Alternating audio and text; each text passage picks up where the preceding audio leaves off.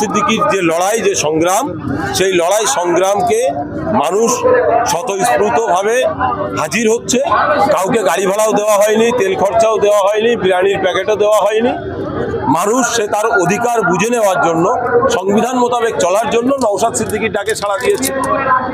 যেখানে তৃণমূল কংগ্রেসের 80টা এমএলএ বর্তমানে কর্পোরেট বিজনেসম্যানের সদস্যদের টাকা দিয়ে সদস্য হতে হয়েছে, টাকা দিয়ে কর্পোরেট বিজনেসম্যানের নাম লেখাতে হয়েছে। দেশের স্বার্থে, দেশের জনগণের স্বার্থে তো তারা লড়াই করছে না, করেনি কোনোদিনই, সেটা তো পরিষ্কার। অতএব কর্পোরেট স্টাইলে টাকা দিয়ে ব্যবসায় টাকা লাগিয়েছে, এখন সে তো এসি রুমে বসেই থাকবে। আমরা মানুষের স্বার্থে, দেশের স্বার্থে, আমাদের পীরজাদা নওশাদ সিদ্দিকী ভাইজান দেশের স্বার্থে, দেশের জনগণের স্বার্থে রাজনীতির ময়দানে এসছে।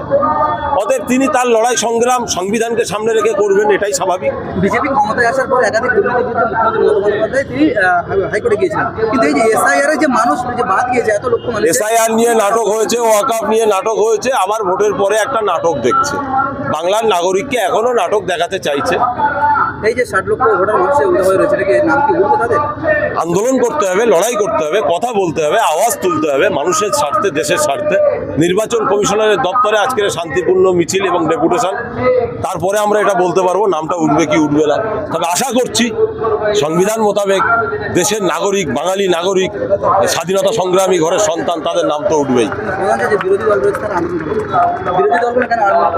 বিরোধী দলেরা কি করছে সেটা তাদের চিন্তাধারা, তাদের সঙ্গে তাদের বিষয়, সেটা নিয়ে তো আমরা বলতে পারি না।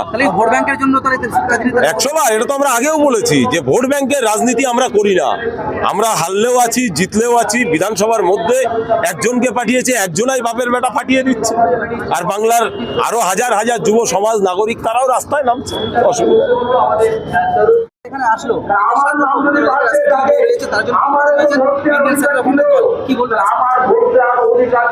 দেখুন, যেটা আমাদের দলের পক্ষ থেকে যে নির্দেশ, সেই নির্দেশ পালন করার জন্য আমরা এসেছি। নির্বাচন কমিশন যেভাবে বাংলার দলিত, আদিবাসী, সংখ্যালঘু শ্রেণীর মানুষদের যেভাবে নাম বাদ দিয়ে আজকে বাংলার বুকে একটা অরাজকতা তৈরি করেছে, যাদেরকে 2002 সালে যাদের নাম ছিল এবং যারা এখানকার জন্মস্থান যাদের এখানে, এরকম ধরনের কয়েক লক্ষ, প্রায় 30 লক্ষ মানুষের নাম বাদ গেছে। তার বিরুদ্ধে ছোট ভাইজান প্রথম দিন থেকে, ইন্ডিয়ান সেকুলার ফ্রন্ট প্রথম দিন থেকে লড়াই করে গেছে এবং তিনি বারবার বলেছেন যে এই নামগুলো তুলে তারপর তাদের যাতে ইলেকশনটা হয়, তার জন্য ছোট ভাইজান বারবার বলেছে। সেটা নির্বাচন কমিশন করেনি। নির্বাচন কমিশন একটা দালালি করেছে, একটা সেকশনের একটা পক্ষের দালালি করেছে। তার বিরুদ্ধে ছোট ভাইজান ডাক দিয়েছে আজকে এখান থেকে আমাদের যে প্রতিবাদ মিছিল হবে অবিলম্বে, যাদের নাম বাদ গেছে তাদের নাম তুলতে হবে। তার জন্য আমরা আইএসএফ এর পক্ষ থেকে, আইএসএফ এর একজন কর্মী হিসেবে আমরা এখানে এসে উপস্থিত হয়েছি। আজকে এই মিছিল, আজকে এই বিক্ষোভ সমাবেশ, মিছিল, ডেপুটেশন, আমরা আমাদের ছোট ভাইজান আসলে তার নেতৃত্বে, তার নির্দেশ মতো শুরু হবে, আমরা সেখানে যাব।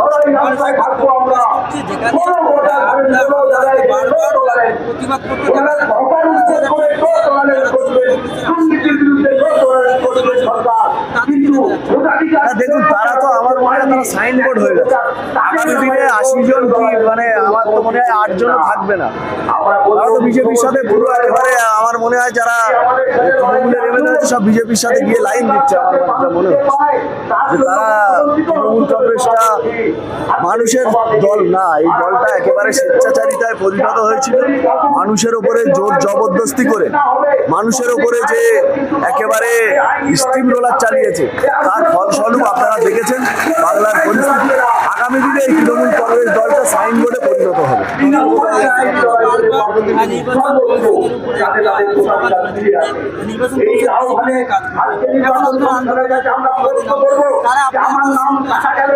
না, নিশ্চিতভাবে গণতান্ত্রিক প্রক্রিয়ার মাধ্যমে আমাদের ছোট ভাইজানের নেতৃত্বে, আমাদের আইএসএফ দলের যারা রাজ্যের নেতৃত্ব আছে তাদের সকলের নেতৃত্বে আমাদের যে আজকে এই প্রতিবাদ মিছিল এবং বিক্ষোভ সমাবেশ এবং ডেপুটেশন, আমরা নিশ্চিতভাবে আমরা নির্বাচন কমিশনকে জানাবো, আমাদের দলের পক্ষ থেকে তারা জানাবেন এবং তার যদি আগামী দিনে যদি সুরাহা না হয়, দল যেভাবে নির্দেশ দেবে আমরা সেভাবে আগামী দিনে আবারও লড়াই করব গণতান্ত্রিক পদ্ধতির মাধ্যমে।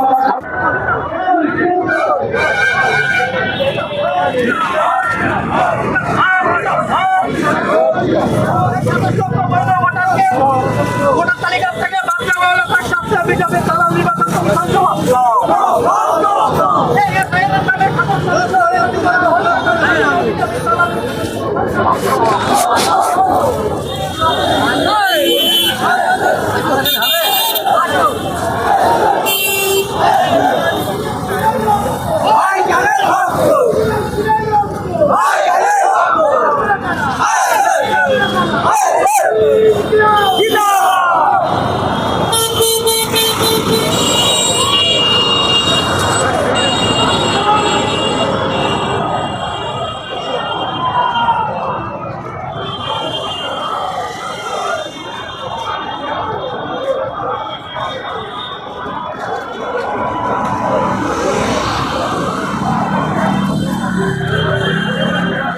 বিরাট মানে যে উঠে দেখছে যাচ্ছে শুধু উঠে প্রতীকী শুধু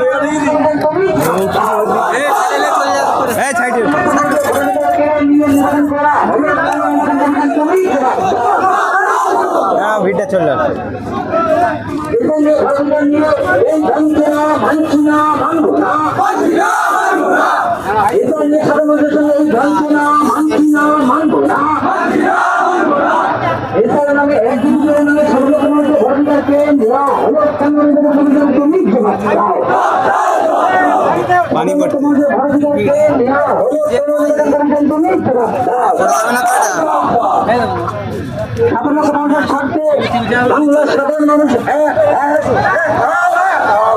এই বাংলায় অন্যায়ভাবে আইন মানছি না, মানবো না। এই বাংলায় অন্যায়ভাবে আইন মানছি না, মানবো না। চলো চলো ওর সাথে সাথে চলো।